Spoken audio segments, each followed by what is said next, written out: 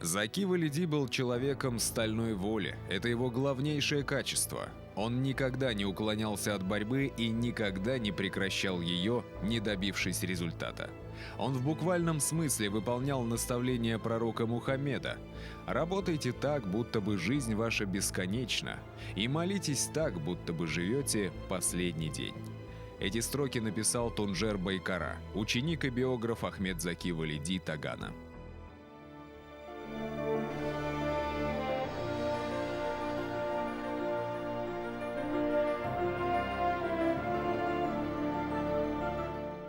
Он воин и ученый, подобно выдающимся персонажам тюркской истории Улугбеку, Бабуршаху, Мухаммеду Шейбани хану, которых изучал. А когда умер, встал в один ряд с ними, чтобы стать для одних объектом преклонения, а для других ненависти и злопыхательства. Аул Кузян, Ильчик Темировской волости, Стерлитамакского уезда Уфимской губернии, ныне административно находится в Ишимбайском районе Республики Башкортостан. Той самой республики, основателем которой будет мальчик по имени Ахмед Заки, родившийся здесь 10 декабря 1890 года. В их доме с одинаковым интересом читают газету «Тарджеман», рупор исламского модернизма, и творения Джалал ад-Дина Руми, Алишера Наваи, Ахмеда Ясави. Отец – сельский имам Ахмед Шах, учит юного Ахмед Заки чтению Корана и арабскому языку. Мать, Уммуль Хаят, читает ему персидские поэмы. Много лет спустя иранский шах Реза Пехлеви спросит у Валиди: «Где вы обучались персидскому языку?» Тот ответит: «У матери». «Разве ваша мать персиянка?» – удивится шах. Когда Валиди достигает совершеннолетия, отец принимает решение о его женитьбе. Наступает критический момент. Женившись, Ахмед Заки навсегда остался бы в своей деревне и не совершил бы того, для чего был предназначен судьбой. К счастью, он умел быстро менять вектор своей жизни на все 180 градусов. Он сбегает из дому и идет навстречу неизвестности. Так будет с ним происходить в течение всей жизни неоднократно. Валиди приезжает в Казань и устраивается в медресе Касымия, сначала в качестве студента, а затем в качестве преподавателя. Попутно слушает курс лекций в Казанском университете. Первые же работы Ахмеда Заки были очень высоко оценены именно петербургскими востоковедами, прежде всего Бартольдом, конечно, Игнатием Юлиановичем Крачковским. Работы Ахмеда Заки, конечно, они были для того времени прорывом, в научной мысли. Валиди был избран членом Общества археологии и истории Казанского университета и в 1913 году по предложению профессора Катанова был командирован в Фергану для проведения археографических исследований, а в следующем году уже по предложению самого Бартольда и Российской академии наук в Бухару. Академик Василий Бартольд пишет, что в деле спасения рукописных произведений польза местных ученых, пользующихся полным доверием населения, очевидна, что неопровержимо доказывается экспедицией Валидова. Сказав это, он открывает начинающему ученому дверь в большую науку. Но Валидов, как обычно, на ходу меняет вектор движения и открывает совсем иную дверь – дверь в большую политику. В 1915 году Валиди избирается помощником в мусульманскую фракцию 4-й Государственной Думы. Он вновь прибывает в Петербург и окунается в перипетии межпартийных взаимоотношений. Так начинается его политическая карьера. Однако наступил 1917 год, и 300-летняя монархия Романовых канула в лету. В связи с этим мусульмане собрали в Москве первый Всероссийский съезд мусульман, главным вопросом которого было положение тюрко-мусульманских народов в составе будущей России. Татарские либералы во главе с Садри Максуди выступали за культурно-национальную автономию, башкиры, азербайджанцы и туркестанцы – за территориальную. Дело в том, что они считали, что татарский этнос, он разделен на ряд групп родственных между собой, поэтому не считали нужным разделять эти группы между собой какими-то административными границами. То есть, тем более, что позиция унитаристов подкреплялась еще интересами интересами татарской буржуазии и купечества, которое занималось транзитной торговлей, и для них образование неких границ неожиданных, вот создание этих республик, о которых говорили федералисты, оно, в общем-то, угрожало экономическим интересам. Пути мусульманских либералов и башкирских автономистов окончательно разошлись. Валиди стал лидером провозглашенной в декабре 1917 года Башкирской республики, а Максуди – председателем Национального управления тюрко-татарских мусульман внутренней России и Сибири. Валиди в дикой спешке формирует органы власти и полки отдельной башкирской армии. Максуди сочиняет конституцию своей несбыточной в условиях гражданской войны культурной автономии. Валиди и его армия грохочут пушками на фронте. Максуди издает гром бумажных деклараций. Следствием союза с большевиками стало признание в марте 1919 года Башкирской республики де-юре, существовавшей де-факто начиная с конца 1917 года. Это событие имело грандиозные последствия для процесса федерализации всей России. Не случайно Валиди считается не только отцом-основателем Башкирской республики, но и одним из основоположников российского федерализма. Именно по образу и подобию советской Башкирии были декретированы в 1920 году Татарская ССР, в 1921 году Горская, в 1922 Якутская и прочие российские автономии. Валиди прекрасно понимал, что дружба с большевиками всего лишь тактический ход. Однако, чего не сделаешь ради достижения автономии.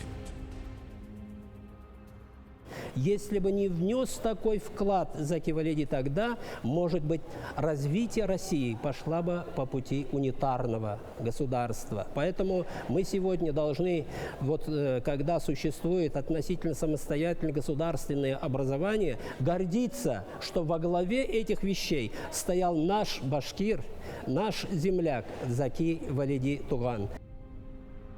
В марте 1919 года он уже в Москве, встречается с Троцким, на короткой ноге с комиссаром по делам национальности Сталиным, катается с ним на мотоцикле по Москве, а после бесед с Лениным заключает: «Ленин и его соратники считают соглашение с нами явлением временным. В будущем нас, как узбекских мул и финских капиталистов, они отбросят в сторону, а власть передадут в руки членов коммунистической партии, которых выпестуют со временем». Почему он все-таки пошел на контакт с ними, я считаю, что это была вынужденная мера. То есть Валидов в тот период времени выбрал просто меньшее из зол. В том конкретном случае ему приходилось выбирать между диктатурой Колчака и пролетарской диктатурой Троцкого и Ленина. В тот момент ситуация складывалась таким образом, что большевики гарантировали и предлагали гораздо больше перспектив для Башкирской республики и Башкирской автономии, нежели это сделали Колчак и, так сказать, его правительство. В сентябре 1919 года в Оренбург приезжает председатель ВЦИК Михаил Калинин, чтобы обсудить ситуацию вокруг Валидовской Малой Башкирии. «Автономия Башкортостана – буф для восточных народов», заявляет он на закрытом совещании местного обкома партии.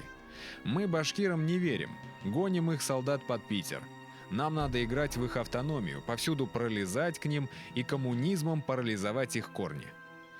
На что один из оренбургских товарищей сокрушенно возражает: «У киргиз нет лица, вокруг которого происходило бы национальное объединение. У башкир есть пророк – Валидов».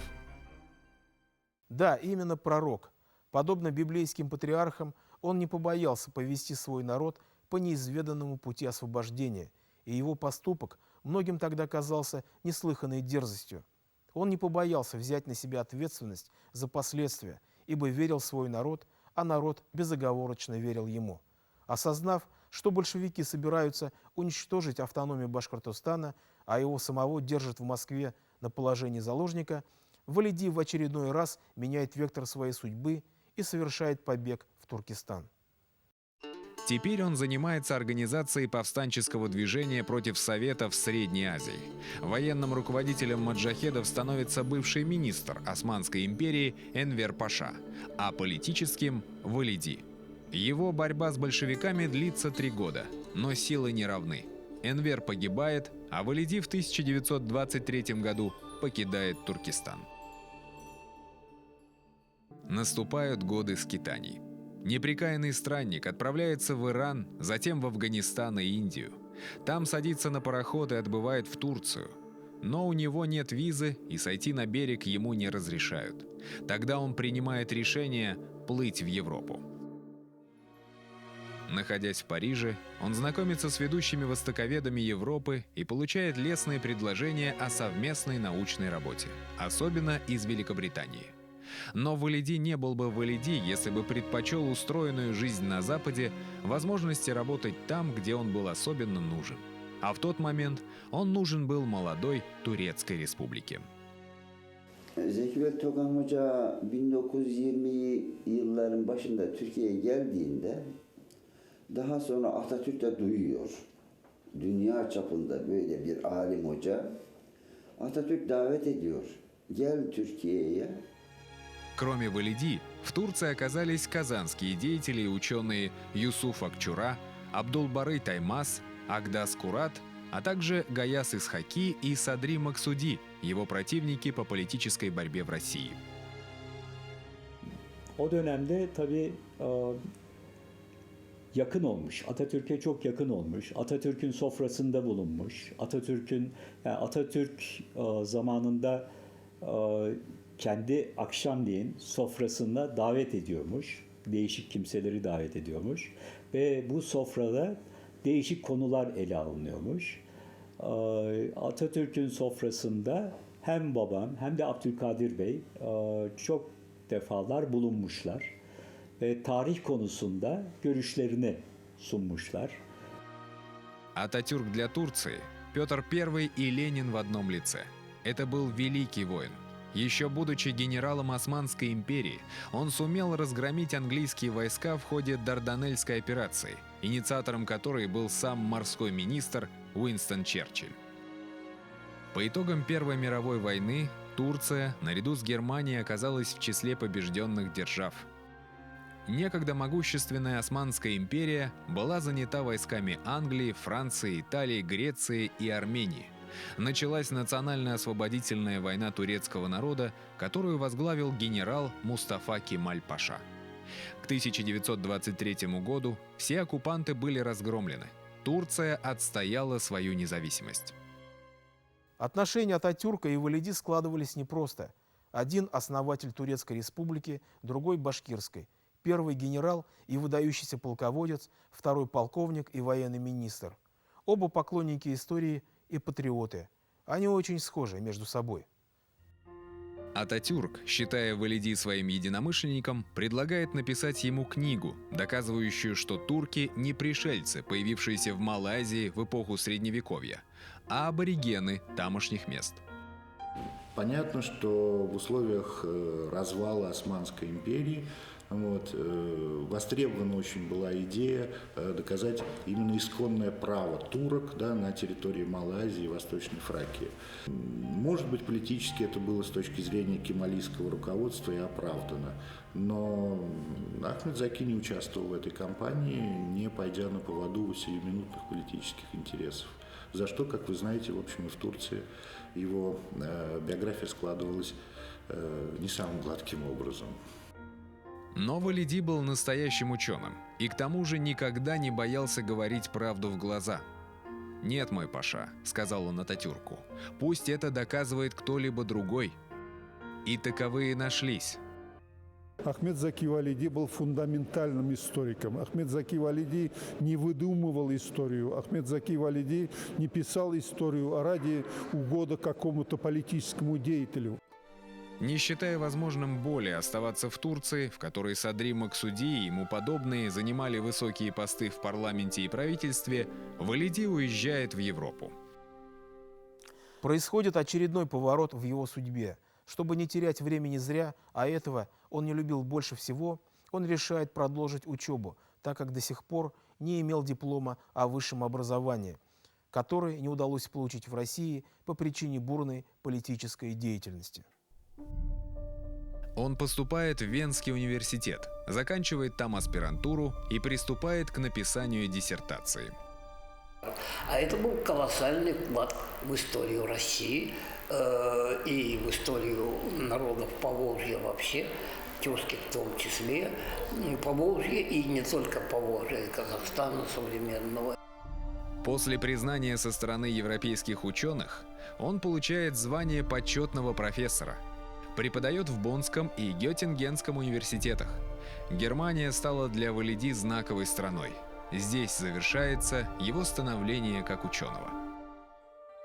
После смерти Ататюрка президентом Турции становится Исмет Паша Ининю, а Валиди становится профессором Стамбульского университета.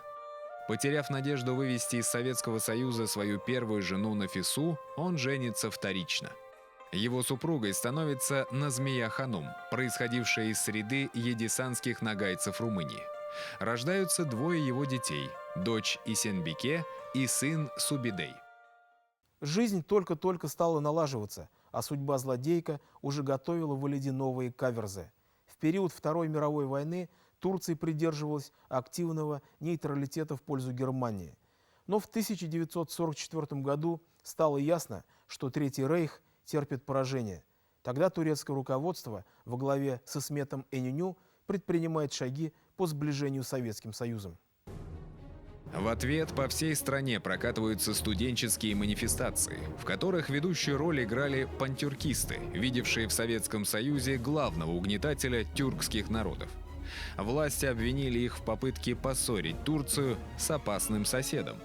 Полиция производит аресты националистов, в числе которых оказывается и Валиди. Ахмед Заки довольно критически относился к системе и национально-культурного, и административного строительства в Советском Союзе.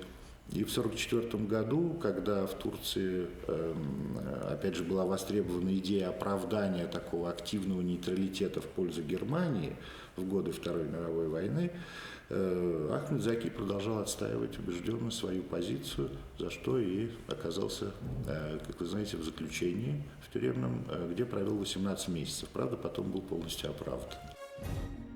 Находясь в заключении, он завершает свою книгу «Введение во всеобщую историю тюрков», которая и до ныне является настольной книгой для турецких историков.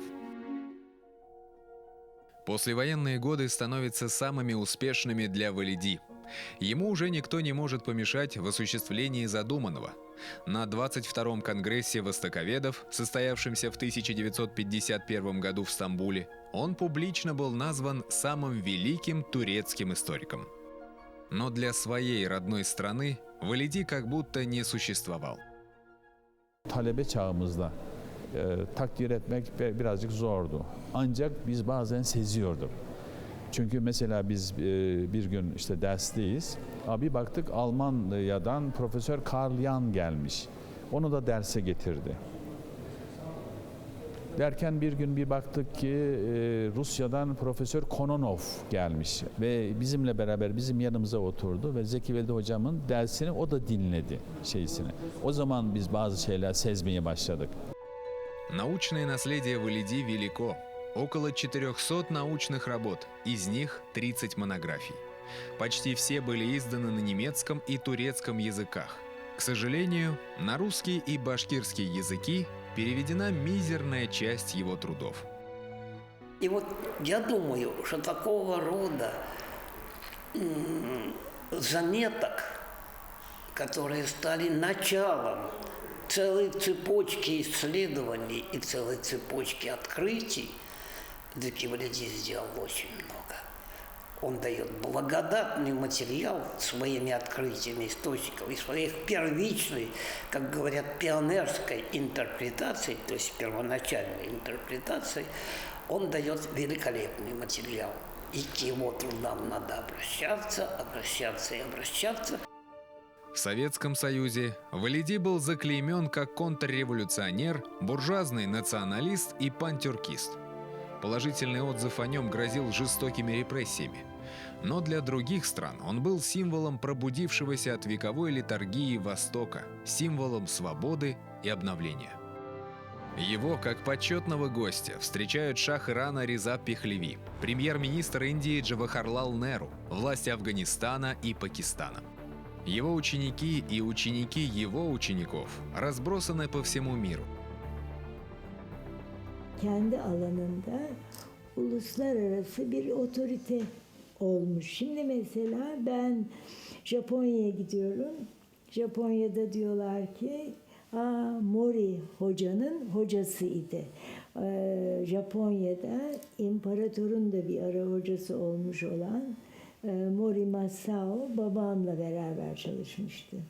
Amerika'da gene Martin Dixon babamla beraber çalışmıştı. Onun öğrencileri şimdi üniversitede profesörler. O açıdan yalnız Türkiye'de değil, dünyada gittiğim yerlerde onu benden farklı bir açıdan tanımış insanların öğrencileriyle de tanışmak nasip oldu. Валиди опережал свое время. Многое из того, что он писал 30, 40, 50 лет назад, становится понятным только сегодня. Zeki Velidi Togan'ın Türkiye'de değeri, kıymeti yeteri kadar bilinmemiştir. Ama yurt dışındaki bütün kongrelerde Zeki Velidi Togan hep bir üstad olarak el üstünde tutulmuştur. Mesela 1950'de Hindistan'da yapılan Şarkiyat Kongresi'nin adeta bir numaralı kıymetli konu Togan olmuştur. Он был тяжело болен. Однако в силу своей чрезвычайной подвижности уже на следующий после операции день встал на ноги. Кто-то из друзей упрекнул жену Валиди, что, мол, нельзя было ему разрешать нарушать постельный режим, на что Назмия Ханум только вздохнула. Сталина он не слушался, Ататюрка не слушался, меня, что ли, будет слушаться? Смерть Валиди в 1970 году знаменовала собой конец русской дореволюционной школы востоковедения. Вслед за Бартольдом и Минорским из жизни ушел и Заки Валиди Тоган. Откликнулось научное сообщество на скорбную весть. В наши дни имя Ахмед Заки Валиди стало объектом грязных инсинуаций. Руководитель гитлеровской пропаганды Йозеф Геббельс говорил: чем чудовищнее ложь, тем охотнее в нее верят. Действуя по этому принципу, некоторые лица принялись утверждать, что во время своего пребывания в Германии Валиди сотрудничал с нацистами, а затем, как обычно, следует восклицание: как можно было присваивать имя фашистского пособника одной из улиц Уфы? При этом не приводится ни одного документа, подтверждающего эти громкие заявления. Кому и для чего это нужно, спросите вы? И почему именно Ахмед Заки Валиди стал мишенью провокаторов, добивающихся определенных политических целей? Ответ прост. Валиди – выдающаяся личность, символ Башкирской республики. Нападая на него, можно безошибочно добиваться болезненной реакции со стороны значительной части населения Башкирии, а значит искусственно вызывать напряженность в обществе. К примеру, личность его политического оппонента, Гаяза Исхаки, не обладает таким потенциалом, следовательно, никому не интересно. В его честь названы улицы в Казани и, что стало для нас совершенной неожиданностью, в нашем городе Октябрьске. И это несмотря на то, что сотрудничество Исхаки с нацистами очевидно. Он издавал в Берлине газету «Миллиюл» до 1939 года. А по законам фашистской Германии все главные редакторы печатных изданий были обязаны вступать в национал-социалистическую партию. Тем не менее, фигура Исхаки почему-то ни у кого не вызывает вопросов. Что касается Ахмед Заки Валиди, то российские специалисты по истории Турции категорически отрицают какую-либо связь между ним и фашистами. Как ученый я привык доверять свидетельствам очевидцев и документам. На сегодняшний день я не видел ни одного документа, где бы эти слухи подтверждались. И вот передо мной лежит книга, одно из самых, на мой взгляд, солидных исследований по этой теме на русском языке. Автор Манько называется «Мусульманские легионы во Второй мировой войне». Это подробная, очень фундированная, интереснейшая, кстати, книга. Ни разу на ее страницах даже не упоминается фамилия Ахмеда Заки, имени Ахмеда Заки. Судьба Валиди является наглядным доказательством торжества истины. Неудобной власти придержащей своей прямотой, нежеланием подлаживаться под генеральную линию, долгие годы он был гоним. Но время все расставляет по своим местам. 2010 год Международной организацией тюркской культуры «Тюрксой» был объявлен годом Ахмед Заки Валиди. Именем Ахмед Заки Валиди названы улицы в городах и селах не только Башкортостана, но и Узбекистана, Азербайджана и Турции. В дни проведения международной конференции, посвященной 120-летию Валиди, одному из парков турецкой столицы Анкары было дано его имя.